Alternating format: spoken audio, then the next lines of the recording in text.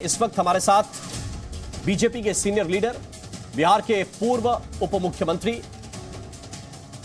सुशील मोदी जी जुड़े हुए। स्वागत है सर आपका। और सबसे पहले मैं तो आपकी प्रतिक्रिया जानना चाह रहा हूं। जो पोस्टर हम दिखा रहे हैं, जो पोस्टर संभवतः आपने देखा होगा, आपकी इस पर क्या प्रतिक्रिया है सुशील जी?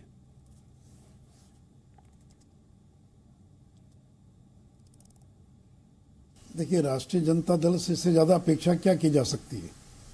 लेकिन सवाल तो ये है कि जिसको राम बता रहे हैं, तो राष्ट्रीय जनता दल तो राम विरोधी है। ये रामचरितमानस को नफरत पैदा करने वाला ग्रंथ बता रहे हैं। राम का मंदिर जहाँ बन रहा है उसको करें कि नफरत की भूमि है।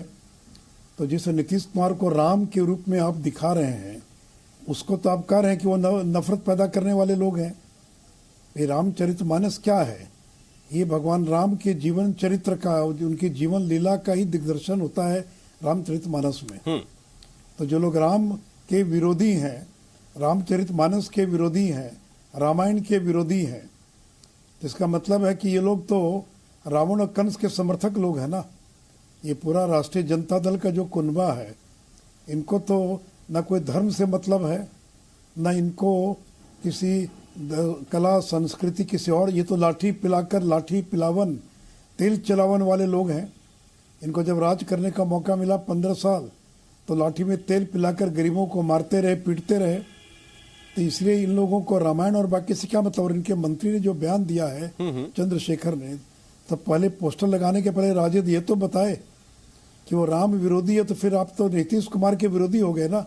आपने राम के रूप में उनको दिखलाया है। जी जी। लेकिन सुशील जी, सवाल यह है कि प्रधानमंत्री तो ये कहते आए हैं कि जब जब उनको विरोधी गाली देते हैं तो इससे उनकी ताकत बढ़ती है। आप क्या कहेंगे इस पे? और देखिए, इस तरह के घटिया पोस्टर वगैरह लगाने से राजनीति नहीं होती है।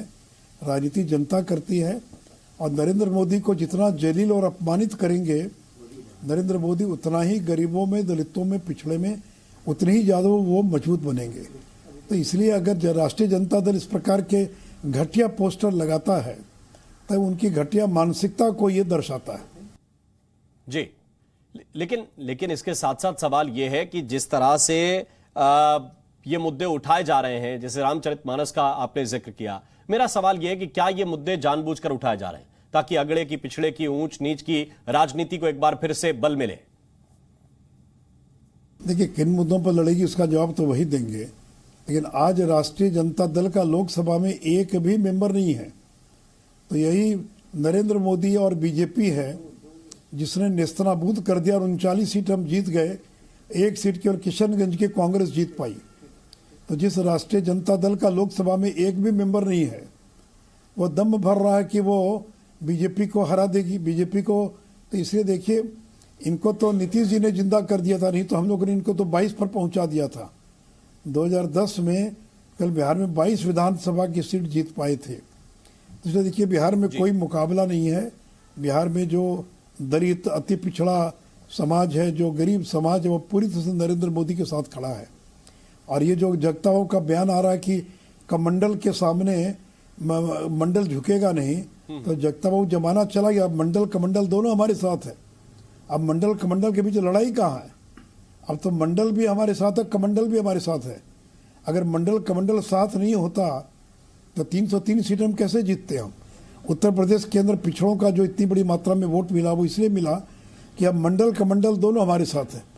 अब इनको ये दिक्कत है कि मंडल क्यों चला गया बीजेपी के साथ, बीजेपी क्यों जातीय गणना का समर्थन कर रही है।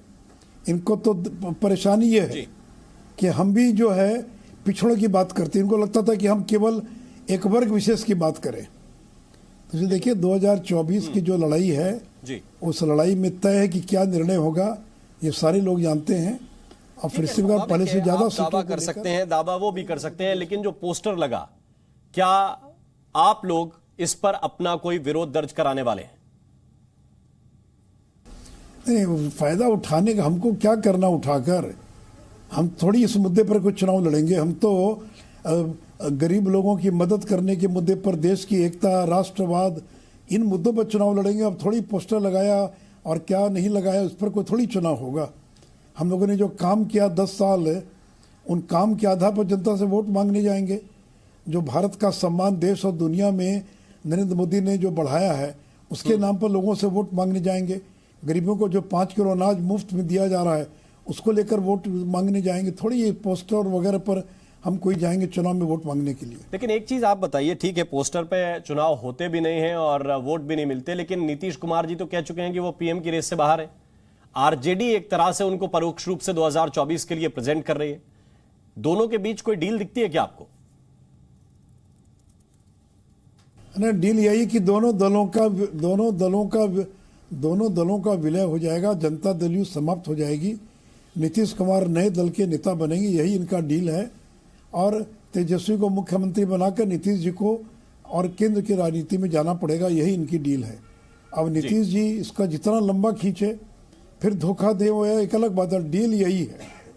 और इसलिए सुधाकर सिंह के बयान के बाद भी आज 12-13 दिन हो गए, आज तक कोई कार्रवाई नहीं हुई, नोटिस भी नहीं दी गई। तो नीतीश कुमार को जितना गाली दे सकते हो गाली दो, और ताकि, क्योंकि वो गद्दी नहीं छोड़ रहे हैं तो कि फिर धोखा दे रहे हैं। तो डील तो यही है। ठीक है, लेकिन देखिए अब आगे क्या होता है। सर बहुत बहुत शुक्रिया सुशील जी हमारे साथ जुड़ने के लिए और अपनी बात विस्तार से रखने के लिए।